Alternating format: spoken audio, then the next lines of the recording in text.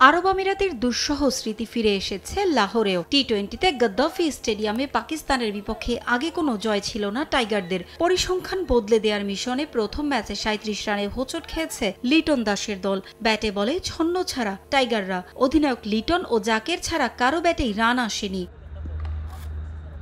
পিএসএলে খেলা রিশাদ, শরীফুল, হাসান মাহমুদ, মেহেদী হাসান পাকিস্তানের ব্যাটারদের সামনে নিজেদের শুধু খুঁজেই ফিরেছেন। অপেক্ষাকৃত দুর্বল আরব আমিরাতের কাছে সিরিজ হারানোর পর আরও একটা টি-20 সিরিজ হারের শঙ্কায় বাংলাদেশ। পাকিস্তানের বিপক্ষে দ্বিতীয় ম্যাচে খাদের কিনারা থেকে ঘুরে দাঁড়াতে চায় লিটনের দল। হাসান আলীদের বিপক্ষে জিততে চাইলে আত্মবিশ্বাস ফিরে পাওয়া জরুরি বলে মনে করেন সাবেক অধিনায়ক হাবিবুল বাশার। আগের ম্যাচের ভুল শুধরে সবাইকে সামর্থ্য অনুযায়ী পারফর্ম করার তাগিদ তার। দল হিসেবে আমি জানি না, আমার কেন জানি মনে হচ্ছে আমরা নিজেদের উপর বিশ্বাসটা একটু হারিয়ে ফেলেছি।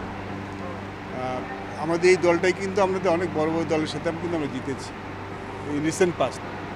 বাট এখন আমরা নন অ্যাসোসিয়েট কান্ট্রির সাথে খেলার জন্য সময়ও কিন্তু অতটা কনফিডেন্ট মনে হচ্ছে না। নিজেদের আত্মবিশ্বাসের অভাব খুব বেশি প্রকট মনে হচ্ছে। আর আমরা ঠিক আমাদের যেই পারফরমেন্স সেটা আমরা করতে পারছি না।